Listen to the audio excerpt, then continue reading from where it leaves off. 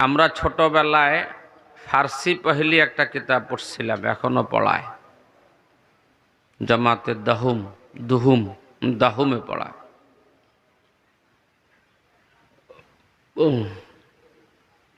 ওখানে আছে মাদ্রাসা জায়ে খানদান আস্ত, নাজায়ে খোরদান ও খোফতান। মাদ্রাসা হলো লেখাপড়া করার জাগার নাম। আমার দিয়ে খেয়াল করেন, এই আপনারা এখানে ক্ষমা দেন না, ব্যাক আমরা দিয়ে রয়েছি, আরও আগে আইতেন হেললেন না, অন রাখি দিন, পরে সেটিং করি। আঙ্গবাজি কিন্তু লাগতো না, বসে যান। মাদ্রাসা লেখাপড়া করার জাগার নাম। বলেন তো দেখি, লেখাপড়া করার বিল্ডিংয়ের নাম কইছি না জাগার নাম কইছি? কথা আছে, কিল্লে কুইয়ার আমরা লিখি নি, কিতাব বহুত আগে লিখছে। মাদ্রাসা জায়ে খানদান আস্ত, লেখাপড়া করার জাগার নাম হলো মাদ্রাসা। কথাটা বুঝে থাকলে বলেন তো দেখি, ভবন আছে লেখাপড়া নাই, এটার নাম কি মাদ্রাসা হতে পারে?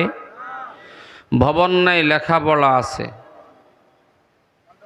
মাশাআল্লাহ। ভবন নাই লেখাপড়া আছে, তাহলে কি আছে? মাদ্রাসা আছে। ভবন আছে অনেক, লেখাপড়া নাই, সেটা মাদ্রাসা না। এই তো পরিষ্কার হয়ে গেল না? চট্টগ্রাম মেখল মাদ্রাসা আমরা যখন পড়তে গেলাম, আমরা ছাত্র আছি প্রায় ১,৫০০-এর উপরে।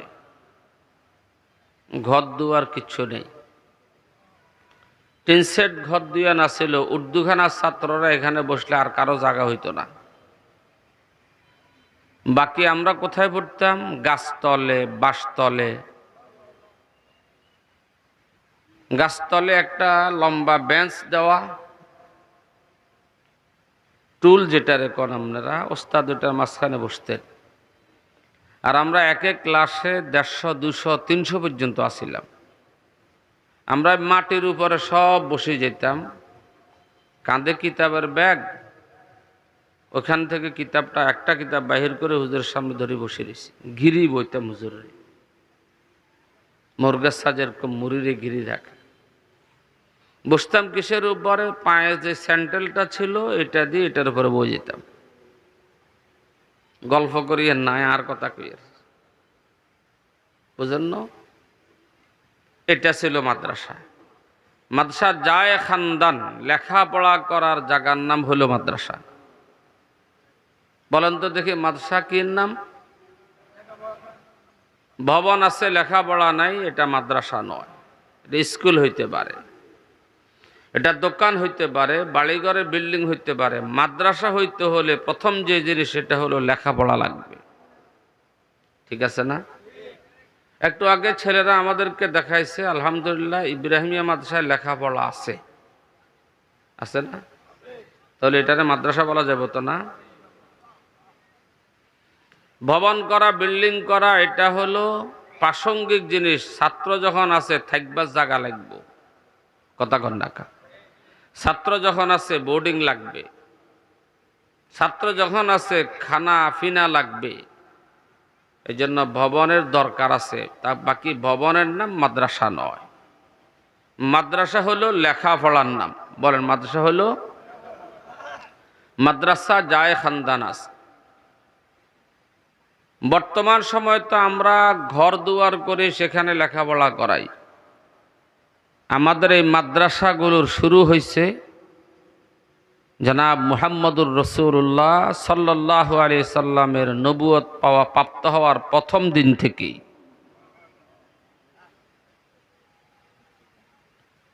মাদ্রাসায় শিক্ষকেরা পড়ায়, কারণ মাদ্রাসায় ছাত্ররা শিক্ষক থেকে বিদ্যা গ্রহণ করে। নবীজি প্রথম যেদিন নবুয়ত পেয়েছিলেন, ওই নবুয়তের শিক্ষা দীক্ষাটা নিয়ে ঘরে গেছেন, হযরত খাদিজাকে এটার তালিম শুনাইছেন। তাহলে ওহী নাযিল হওয়ার প্রথম দিন থেকে এই মাদ্রাসা সিলসিলা শুরু হয়ে গেল। শিক্ষক হলেন মুহাম্মদুর রাসূলুল্লাহ, প্রথম ছাত্র হলেন হযরতে খাদিজাতুল কুবরা রাদিয়াল্লাহু তাআলা। আমার কথা বুঝে থাকলে বলুন তো, সেদিন কি মাদ্রাসার ঘর ছিল নি? মাদ্রাসা কোনো বিল্ডিং ছিল নি? লেখাপড়া যে জায়গাতে হয় এটার নাম মাদ্রাসা। ইসলামের প্রথম মাদ্রাসা হযরত খাদিজার ঘর। ওস্তাদ হলেন মুহাম্মদুর রাসূলুল্লাহ, আর শাগির্দ হলেন খাদিজাতুল কুবরা রাদিয়াল্লাহু তাআলা, একজন মহিলা। আমাদের নবীজি বলছেন, ইন্নামা আনা বুইস্তু মুআল্লিমা, ইন্নামা আনা বুইস্তু মুআল্লিমা। হে দুনিয়াবাসী শুনে নাও, আমাকে আল্লাহ তাআলা জগৎ বিখ্যাত, জগৎ জোড়ে শ্রেষ্ঠ শিক্ষক রূপে দুনিয়াতে প্রেরণ করছে আল্লাহ তাআলা। মাদ্রাসায় থাকে শিক্ষক, আমাদের নবী ছিলেন শিক্ষক। কথা কন না? আমার নবীর থেকে বড় শিক্ষক দুনিয়াতে কোনো মাখলুক ছিল না।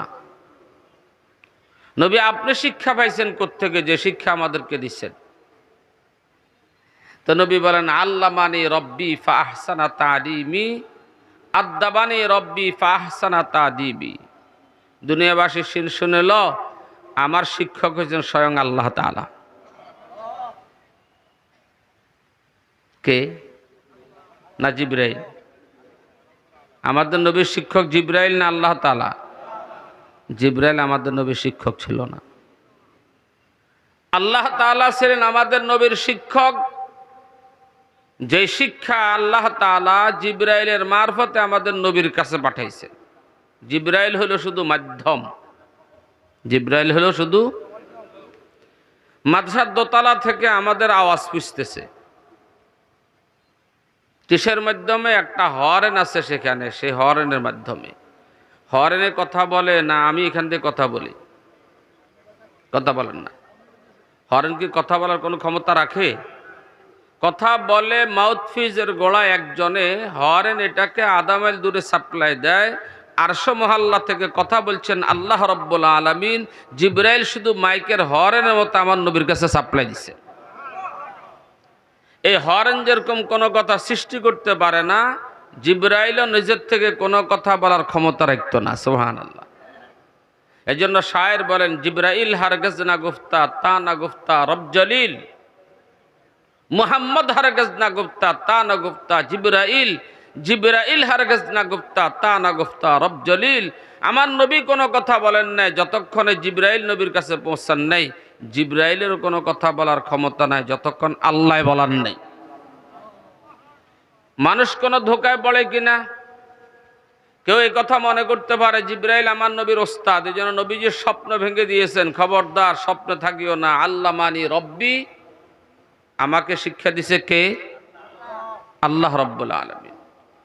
আচ্ছা, ওস্তাদ যে মানের হয়, শিক্ষাও তো সেই মানের হয়। কথা কন না? ওস্তাদ যে মানের হয়, শিক্ষাও। বহুত মুরব্বী এখানে আছে, প্রাইমারি স্কুলের কোনো এক শিক্ষকের প্রশংসা করে না? ওই শিক্ষকের হাতে ছেলে যেগুন গড়ছে, এগুন পাথর হয়েছে, পাথর সোনার লোহার বুটের মতো হয়েছে। কয়নি কথা? এটা শিক্ষকের মানে ছাত্রের মান। আমাদের নবীর শিক্ষককে আসতে বলেন যে, তাহলে ওই শিক্ষকের হাতে গড়া নবী সেই মানেরই তো ছাত্র হয়েছে। ভাই দুজনের ডাকতে মানা করছে, আমরা কিনলেছি নিয়ে নেয়, আবার দুজন হরাইছি না, রেডি করার কোনো দরকার নেই এখানে। আমি একটু কিন্তু বলি না, রেডি করি না, ঝামেলা আমার সামনে যদি একে থাকে ওই সাইড লিজন, আপনি সাইডে রেডি করেন।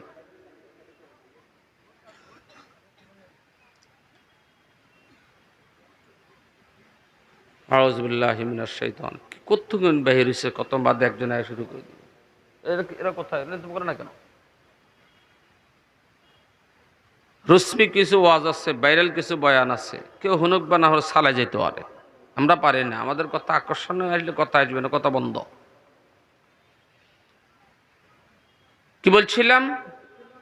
আমাদের নবী বিশ্বের প্রথম শ্রেষ্ঠ মুআল্লিম, প্রথম না শ্রেষ্ঠ মুআল্লিম মানে শিক্ষক।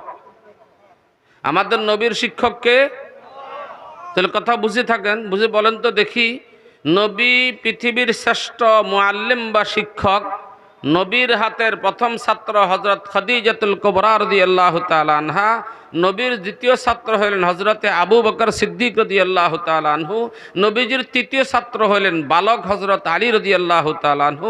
হইতে হইতে সাহাবীরা নবীর হাতের ছাত্র, ওই সাহাবীদের কাছে শিখছেন তাবিনরা, তাবিনদের কাছে শিখছেন তবে তাবিনরা, তবে তাবিনদের কাছে শিখছেন তবে তাবিনরা। এইভাবে হতে হতে আমাদের মাদ্রাসার ওস্তাদরাও নবীর ওই সিলসিলা থেকে তারা কোরআন শরীফ পড়তেছে তাদের ছাত্ররা। কথা বুঝি থাকলে বলেন তো দেখি, এই শিক্ষার মূল গোড়া হলো স্বয়ং আল্লাহ রাব্বুল আলামিনের শিক্ষার মাধ্যমে। কথা কোনা ঠিক কিনা? তাহলে সিলসিলায় তালিমের প্রথম মুআল্লিম হলেন স্বয়ং আল্লাহ রাব্বুল আলামিন। চিৎকার করে বলেন তিনি কে? আরশওয়ালা মালিক। এই তালিম, এই শিক্ষার মূল গোড়া, এই মাদ্রাসা শিক্ষার মূল গোড়া হলেন স্বয়ং আল্লাহ রাব্বুল আলামিন তালিম। আল্লামানি রব্বি ফাহসানা তালিম। আমার রব যত বড়, আমার শিক্ষাটার মানও তত বড়। আমার নবীজি বলছেন ও আদ্দাবানি রব্বি ফাহসানা তাদিবি। আমার আল্লাহ আমাকে আদব, শিষ্টাচার শিখাইছেন। সে আদবটা হলো পৃথিবীর শ্রেষ্ঠ আদব। তো এবার আমি বলতে চাই, খাদিজাকে নবীজি যখন পড়াইছেন তখনও কোনো গদ্দুয়া ছিল না। আচ্ছা, আবু বকরকে প্রথম মুসলমানি শিক্ষা যখন দেয়, গদ্দুয়া ছিল নি আলীকে শিক্ষা দিতে? বরং মক্কা শরীফের 13 বছর নবুয়তের জীবনে শত শত শত হাজারো ছাত্র তৈরি হয়েছেন। হযরতে সাহাবায়ে কেরাম, কোনো ঘর দুয়ার ছিল না। আমাদের কোন হুজুররা বলেন দারে আরকাম হলো ইসলামের প্রথম মাদ্রাসা। এটা কোনো মাদ্রাসা হিসাবে নির্মাণ করা হয় নাই। দারে আরকাম, হযরত আরকাম রাদিয়াল্লাহু তাআলা বাড়ি একটু নিরাপদ দূরত্বে ছিল, এই জন্য সেখানে সাহাবীরা একসাথ হইতেন। এটা হলো কথা, কোনো ঘর দুয়ার তৈরি করা হয়নি। তাহলে আমার মূল কথা চলি, মাদ্রাসা কি ঘর দুয়ারের নাম না লেখাপড়ার নাম? বলেন না, মাদ্রাসা ঘর দুয়ারের নাম না লেখাপড়ার নাম? যেখানে লেখাপড়া আছে সেটাই মাদ্রাসা, যেখানে লেখাপড়া আছে সেটাই কি? এই কথা থেকে আমরা বুঝলাম আমাদের নবীর প্রথম ছাত্র, নবীর হাতের ঘোড়া ছাত্রদের নাম হলো সাহাবায়ে কেরাম। কথা কন না? এই মুহূর্তে যদি আমাদেরকে কেউ বলে মুজাদ্দিদুল মিল্লাত আল্লামা হাফেজ আশরাফ আলী থানভী রহমতুল্লাহ আলাইহির একজন খলিফা বাংলাদেশের অমুক জায়গা আছে যিনি আশরাফ আলী থানভীর হাতের গড়া, আমি আপনাদেরকে চ্যালেঞ্জ দিয়ে বলতে পারবো বাংলাদেশের লাখ লাখ ওলামায়ে কেরাম হুমলি খাই বলবেন তিনার সাথে সাক্ষাৎ করার জন্য। কারণ এই বেটা আশরাফ আলী থানভীর হাতের গড়া। কথা কন না? হযরত হুসাইন আহমদ মাদানের হাতের গড়া হাটাজারে আমাদের শেখ আল্লামা আহমদ শফি রহমতুল্লাহ আলাইহি ছিলেন। উনার হাতের গড়া ওলামা বাজারের হযরত মাওলানা সৈয়দ আহমদ সাহেব ছিলেন, মাওলানা আহমদ করিম ছিলেন। উনার হাতের গড়া আমাদের আব্বারা ছিলেন। যারা এলমি ময়দানে কাজ করে তারা জানে হুসাইন আহমদ মাদানির হাতে যারা গড়া, তারাও বিশ্বকে চমকায় দেওয়ার মতো গড়ে উঠছে। তো নবীর হাতে যে সাহাবীরা গড়ে উঠছেন, তারা কি আমাদের সমালোচনার পাত্র হইতে পারে না? তারা ঊর্ধ্বে হইতে হয়। যদি ঊর্ধ্বে না হয় আমরা সমালোচনা করার পাত্র মনে করি, তাহলে এখানে একটা দুঃখ লাগবে। প্রতি জুমার নামাজের খুতবায়, শেষ খুতবায় ইমাম সাহেব একটা হাদিস পড়ে, ফামান আহাব্বাহুম ফাবিহুব্বি আহাব্বাহুম ওমান আবগাজাহুম ফাবিবুগজি আবগাজাহুম। বলেন, ফামান আহাব্বাহুম ফাবিহুব্বি আহাব্বাহুম ওমান আবগাজাহুম ফাবিবুগজি আবগাজাহুম। হাদিসের বাংলা অনুবাদ করার আগে একখান কথা আপনাকে বলি, কোন শিক্ষকের, ভালো মানের শিক্ষক যিনি ছাত্র গড়াইবার যোগ্যতাওয়ালা, তার সামনে যদি তার ছাত্র সমালোচনা করে, শিক্ষক মনে ব্যথা পায় যে আমার অযোগ্যতা প্রমাণিত হয়েছে, ছেলেটা সমালোচনা করা। কথা কোনা ঠিক কিনা? যদি কোথাও কোনো বাড়িতে আমরা মেহমান হয়ে যাই আর তারা যদি কোনো রান্না করা তরকারি আমাদেরকে খেতে দেয়, খাইতে বসে যদি তরকারির প্রশংসা করি, মাশাআল্লাহ তরকারিটা খুব স্বাদ হয়েছে, একদম সেরকম হয়েছে, এটার দ্বারা কি বায়ুন মূলা তরকারির প্রশংসা করা হলো না যিনি রাঁধছে তার প্রশংসা হয়েছে? মাশাআল্লাহ, খেয়াল করছেন না? প্রশংসাটা তরকারির হয় না, কার হয়? যিনি এই তরকারিটা রান্না করছে, ঠিক নেই? আর যদি বলি ইস কিরে নিল এটা, নুন মরিচের কোনো লাগ নাই, হাইদ নেই, এটা একটা তরকারি হইল নি, তরকারিটা গোস্ব হয়ে যাবো আর খুব বদনামি করছে। কে গোস্ব হইব? কথা কর না, কে গোস্ব হইব? মনে ব্যথা হয়তো ন আগুনে ফুড়িয়ে বেড়ালে রানলে বেড়া কথাই এমনি কইতো। কথা কর না, এই ব্যথাটা রাঁধুনির হয়, তরকারির হয় না। এই সহজ সরল কথাটা যদি বুঝি, ছাত্রের বদনামি করলে ওস্তাদ নারাজ হয়, তরকারি বদনামি করলে রাঁধুনি নারাজ হয়, নবীর হাতের গড়া সাহাবীর সমালোচনা করলে আল্লাহ পাকের নবী বলেন ফাবিহুব্বি আহাব্বাহুম, আমার সাহাবীকে ভালোবাসলে মূলত আমাকে ভালোবাসছে, জন্য সাহাবীকে ভালোবাসলা। আর যদি সাহাবীর সমালোচনা করো তো মূলত আমার সমালোচনা তোমার দিলে ঢুকছে, ভয়ে আমার নাম বলতে পারো না, তো সাহাবীর নাম বলো। আমার কথা না নবীর কথা? এই জন্য আমরা বলি নবীর হাতের গড়া সাহাবীরা আমাদের সমালোচনার ঊর্ধ্বে। বলেন, নবীর হাতের গড়া সাহাবীরা আমাদের, যারা সাহাবীর সমালোচনা করে তাদের সাথে আমাদের কোনো আপোষ হইতে পারে না। সাহাবীরা কার হাতের গড়া? আল্লাহু আকবার। সাহাবীদের প্রশংসা করলে কার প্রশংসা হবে? নবীর। সাহাবীদের সমালোচনা করলে কার সমালোচনা হবে? নবীর। আল্লাহ আমাদেরকে বুঝদান করেন, আল্লাহ আমাদেরকে সহি সমঝ দান করেন। এবার চলেন, একটা মাদ্রাসা গড়তে হলে কয়টা জিনিস লাগে? আমি আবারও বলি, মাদ্রাসা ঘর দুয়ারের নাম ন, মাদ্রাসা লেখাপড়ার নাম। কি গর? এরকম মাদ্রাসা গড়তে হলে কয়টা জিনিস লাগে? মাদ্রাসা গড়তে হলে প্রয়োজন হয় কিছু মুখলেস ওস্তাদ, কিছু মুখলেস মুআল্লিম, শিক্ষক, যারা নবীর সিফতওয়ালা হইতে হবে। কিছু আলেম তালেম আছেন, একটু খেয়াল করিয়ে। দুই, কিছু ছাত্র লাগবে যারা সাহাবীদের মতো গুণওয়ালা হবে, যারা সাহাবীদের মতো নবীর থেকে অর্জন করার মতো প্রেরণাওয়ালা হইতে হবে। কটা গেল? দুটা। তিন নম্বর, এলাকাবাসী যারা মাদ্রাসার সাথে সম্পৃক্ত থাকবে তাদের মধ্যে কিছু গুণ থাকতে হবে। ওই মাদ্রাসার লেখাপড়ার মান উন্নত করার লক্ষ্যে যা যা লাগে তা করার প্রয়োজনে এই তিনটা গুণ পাওয়া গেলে সেটা মাদ্রাসা হবে, সে এলাকায় মাদ্রাসা তৈরি হবে। আমি আমার অল্প সময়ের মধ্যে এই তিনটা বিষয় একটু কথা বলে আলোচনা শেষ করি। এক নম্বর, মুআল্লিম হইতে হবে নবীওয়ালা গুণের অধিকারী। মুআল্লিম হইতে হবে কোন গুণের? কারণ আমাদের সর্বপ্রথম মুআল্লিম, দুনিয়াতে সর্বপ্রথম মুআল্লিম কে ছিল? হুজুর সাল্লাল্লাহু আলাইহি ওয়াসাল্লাম। দুনিয়াতে আমাদের সর্বপ্রথম মুআল্লিম হলেন মুহাম্মদুর রাসূলুল্লাহ। আমি যদি নবীর মুআল্লিম হিসাবে এই মাদ্রাসার ওয়ারিস হই, তা আমার মধ্যে ওই নবীওয়ালা গুণ থাকতে হবে, তাহলে মুআল্লিম হওয়াটা যথাযথ হবে। অন্যথায় আমি হলাম একজন টিচার, মুআল্লিম নয়। আমি হলাম একজন শিক্ষক, আমি নবীর ওয়ারিস হিসাবে মুআল্লিম নয়।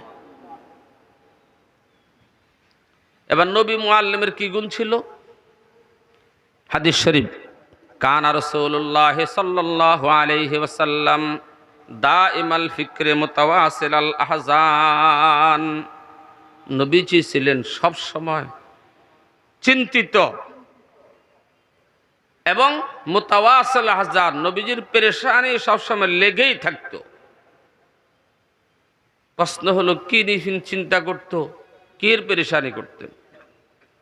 আমাদের নবীজির চিন্তা ছিল মক্কা শরীফ একখান জায়গা কিনে 10 তলা একটা বাড়ি করার। কি কন? কোন রাষ্ট্রে যে একখানা রাষ্ট্রপতি হইতাম হারম, এটা চিন্তা ছিল। বুঝি কন?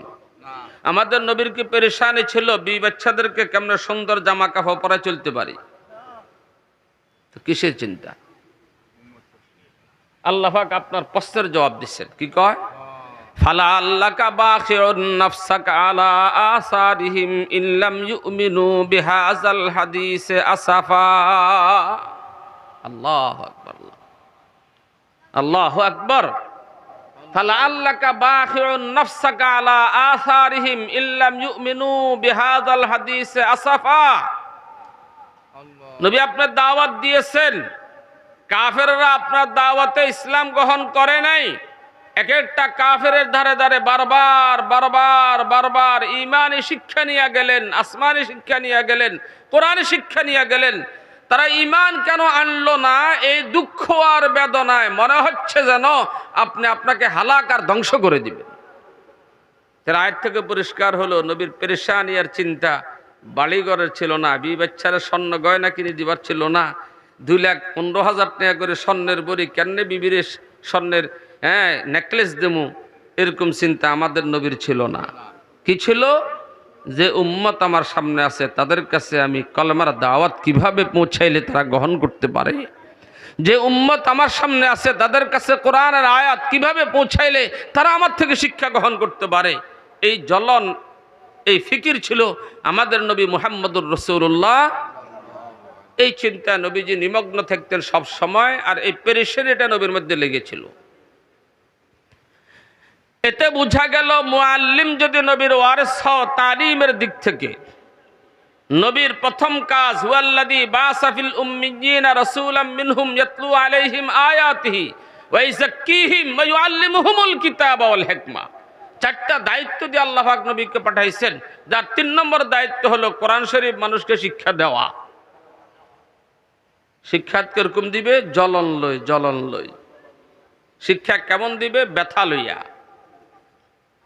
তাহলে এত পরিষ্কার বোঝা গেল মুআল্লিম যিনি হবেন, যেই মাদ্রাসায় হোক, ফুরকানিয়া হোক, মক্তব হোক, মাদ্রাসা হোক, ওনার মধ্যে জ্বলন পয়দা হইতে হবে। আমি আমার ছাত্রকে যে শিক্ষা আর জ্ঞান আমার কাছে আছে, আমি এটা কিভাবে দিতে পারি, কিভাবে দিলে সে আমার থেকে শিক্ষা গ্রহণ করতে পারে, এমন একটা জ্বলন যদি ওস্তাদের মধ্যে থাকে, তাহলে ওই ওস্তাদ থেকে ছাত্র গড়বে, সেই মুআল্লিম হবে নবীর ওয়ারিস মুআল্লিম। মুআল্লিম যদি চিন্তা করে বেতন পায় শুধু 10টা থেকে 60টার, ওই পরিমাণ হড়াইলে চলবো, সন্ধ্যা কিল্লা সময় দিতাম, মাদ্রাসায় আমারে দিতে হলে বাতা দিবনি, ফজরের পরে পড়াইলে আমার এক্সট্রা বেতন দিবনি, বোঝা গেল তার মধ্যে জ্বলন পয়দা হয় নাই। কথা কর না ঠিক কিনা? জ্বলন তো ওই জিনিসটাকে বলে সারাক্ষণ 24 ঘন্টা একটা ফিকিরে থাকবে, আমার সামনে 2 জন হোক আর 5 জন হোক, 10 জন হোক আর 30 জন হোক, আমি এদেরকে শিক্ষা দিব যে শিক্ষা আমার মধ্যে আছে।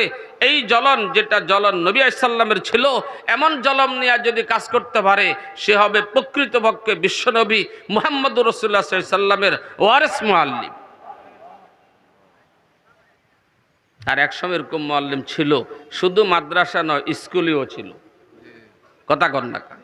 শুধু মাদ্রাসা নয় স্কুলেও ছিল। যখন আমরা প্রাইমারি স্কুলে পড়ছি, ফুল টাইম আমাদের স্যাররা ক্লাসের মধ্যে শিক্ষা মুখস্থ করানোর একটা ফিকির নিয়ে কাজ করত, ব্যাত হাতে রাখত, শাসন করত। যখন থেকে জ্বলন চলে গেল শিক্ষকদের থেকে, শিক্ষকরা ক্লাসে গেলে শুধু রুটিন দেখা দেয়, 2 সাই আইস স্যার হলম কোনায় ক বিয়ালে আং কুসিং ক্লাস হিয়ানা আইস হাতে কিছু টেঁয়ালো আইস। কথা করা ঠিক কিনা? ছাত্র ওস্তাদের সম্পর্ক আর জ্বলন চলে গেছে, শিক্ষা দুনিয়াতে চলে গেছে। জ্বলন নবীওয়ালা যত কাজ দুনিয়াতে চলবে, তার চলার জন্য প্রথম শর্ত যেটা, সেটা হলো নবীওয়ালা জ্বলন দিলের মধ্যে আসতে হবে। দায়মাল ফিকরে মুতাওয়াসির হাসান। 2 জন মুরব্বী বাংলাদেশের, বলবো বাংলাদেশের না, এই এশিয়া মহাদেশে 2 মুরব্বী, বরং 3 মুরব্বীর জ্বলনের একটা নমুনা দেখাই। 1866 ইংরেজিতে দেবন নামক একটা এলাকা, সেই সময় এটা অজগ্রাম ছিল, এখনো এটা প্রত্যন্ত অঞ্চল বলা যায়, এটা কোনো শহর নয় এখনো। বাকি এলেমের বাগান হয়েছে, এলেমের শহর হয়েছে। রাষ্ট্রীয় দৃষ্টিকোণ থেকে এখানে এখনো বড় কিছু নেই। 1966 ইংরেজিতে জ্বলন পয়দা হলো মাওলানা কাসেম নানতুবি রহমতুল্লাহ আলাইহির, জ্বলন পয়দা হলো রশিদ আহমদ গঙ্গুহি রহমতুল্লাহ আলাইহির, জ্বলন পয়দা হলো হাজি আবেদ হোসেন রহমতুল্লাহ আলাইহির। বিশ্বনবী দুনিয়ার থেকে চলে গেলেন, তিনার তালিম, তিনার মুআল্লিমের ওয়ারিস মুআল্লিম আমরা এখনো বেঁচে আছি। তালিম যদি দুনিয়াতে চালু করে না যাই, দুনিয়া থেকে ইসলাম চলে যাবে। কারণ মাদ্রাসার শিক্ষা, কোরআনী শিক্ষা যতদিন থাকবে, ইসলাম ততদিন থাকবে, কোরআনী শিক্ষা যতদিন থাকবে, সহি তরিকার তাবলীগও ততদিন থাকবে, তালিম কোরআন যতদিন থাকবে, সহি তরিকার জেহাদও ততদিন চলবে, তালিম কোরআন যতদিন থাকবে, রাষ্ট্র সহিবা পরিচালনার শিক্ষা দুনিয়াতে টিকে থাকবে ততদিন। এজন্য একটা মাদ্রাসা করা দরকার। জ্বলন ছিল, করবে, কিন্তু রাষ্ট্রের জুলুমের কারণে বড় ধরনের নকশা নিয়ে করার কোনো ব্যবস্থা ছিল না। কি করছেন? চুপি সারে একটা মাদ্রাসার বুনিয়াদ রাখলো। চুপি সারে কেন বলছি? যেদিন মাদ্রাসার প্রথম উদ্বোধন করে সেদিন ছাত্র ছিল মাত্র একজন। কয়জন? একজন। শিক্ষক হলো একজন। বুঝে থাকলে বলেন তো, শিক্ষক কজন? ছাত্র কজন? এই জমানায় যদি সেনবাগ এলাকায় কোনো হুজুরে একজন ছাত্র যদি মাদ্রাসা চালু করতে চায়, আপনারা গেলে সমর্থন করবেননি? কথা কর না, করবেন নাকি? একজন যদি কি মাদ্রাসা চালায়, হুজুরি গাও হড়াইতো না। জ্বলন যদি অন্তরে পয়দা হয়, হুজুর একজনকেও বড়াবে। কারণ আমাদের নবী একজনকে বড়াই হযরত খাদিজাকে মুসলমান বানাইছে। আমাদের নবী একজনকে বড়াই আবু বকরকে মুসলমান বানাইছেন। আমাদের নবী এক বালককে বড়াই আলীকে মুসলমান বানাইছে। হযরত শাহ ইসমাইল শহীদ রহমতুল্লাহ আলাই দিল্লির মসজিদে লম্বা বয়ান করছেন। বয়ান করে বের হইতে চলছে, লোকক কাকা হুজুর আপনার বয়ানে শুনছিলাম, আমি তো অনেক দূর থেকে পায়ে হাঁটি আসছি, দুঃখিত, আমি আস্তে আস্তে আপনার বয়ান শেষ হয়ে গেছে, আমি এখন আপনার বয়ানটা কোথায় পাবো? কজন? কজন? কথা কর না, কজন? তো হযরত কয়, বসো, আমি তো আছি। বসো, আমি তো।